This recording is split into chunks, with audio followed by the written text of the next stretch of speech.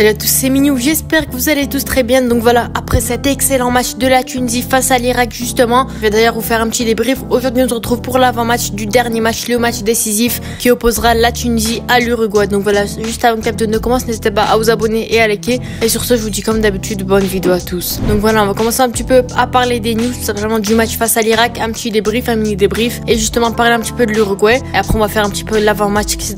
Ensuite la composition et enfin mes pronostics. On commence vraiment avec les news et le fameux match de la Tunisie face à l'Irak. Excellente performance de nos Tunisiens. Je suis très contente de parler de ça parce que contrairement à l'Angleterre, cette fois-ci on a gagné avec de nombreux buts.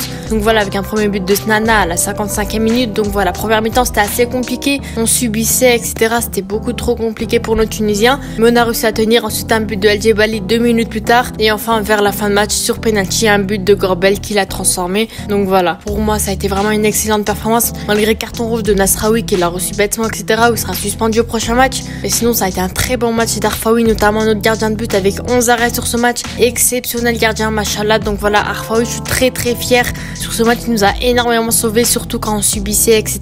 On n'a rien lâché. Arfaoui, il a été très bon comme face à l'Angleterre, qui est sur deux très bonnes performances. J'espère qu'il sera aussi bon, inchallah, face à l'Uruguay justement. Il a d'ailleurs fini tout simplement dans le 11 de la semaine, tout simplement de toutes les équipes. C'est le seul Tunisien qui fait partie. Il est gardien de but avec une note à 9,2. Donc voilà, Arfaoui, ça montre qu'il a été vraiment exceptionnel. Il a encaissé qu'un seul but, il a fait plus d'arrêts, beaucoup plus d'arrêts. Donc voilà, Arfaoui, c'est vraiment une pépite de notre Tunisie. Donc voilà, globalement, les Irakiens, ils avaient pourtant la possession, il me semble 59%, mais la Tunisie, elle a réussi quand même à gagner, etc.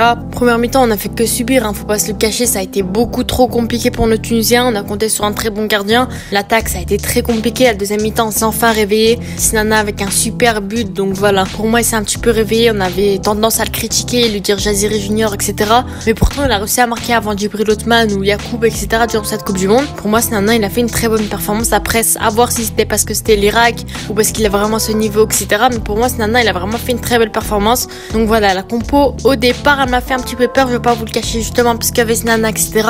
Elle m'a vraiment fait peur, avec Arfaoui dans les cages, bien sûr. El Abed à gauche, encore une fois, Nasraoui pas titulaire. Saoudi qui a été exceptionnel sur ce match, notamment. Défenseur central avec Ouabi, donc voilà. Et Boukniba à droite qui a été pas mal aussi avec une passe décisive, etc. Milieu de terrain, comme d'habitude, Derbali, Djebali et Chouchan, justement, très bon milieu de terrain qui fonctionne très bien, notamment. Donc voilà, pour moi, il faudra continuer à l'utiliser. On a trouvé enfin notre père, etc.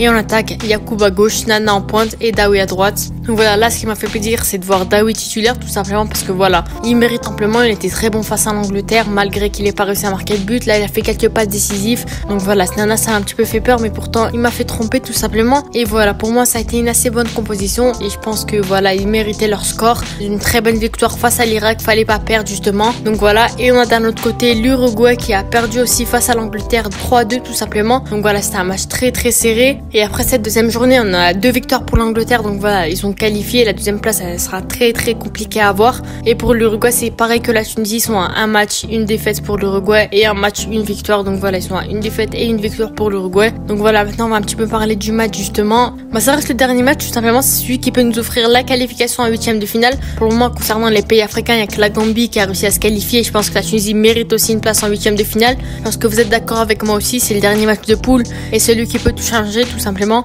Pour l'instant, l'Angleterre, c'est sûr, elle est qualifiée pour la suite. Maintenant, comme je vous ai dit juste avant, dans ma vidéo avant la Coupe du Monde, voir si la Tunisie pouvait aller loin dans cette Coupe du Monde. Je pense que la deuxième place de la poule se jouera tout simplement entre l'Uruguay et la Tunisie. Bon, actuellement, on est 3e du groupe, mais on a les mêmes points que l'Uruguay, une victoire et une défaite chacun. Donc voilà, ça joue pour le moment au goal average. Et je pense sincèrement que c'est un match à ne pas perdre. Pour le moment, c'est pas, je pense, c'est vraiment un match à ne pas perdre.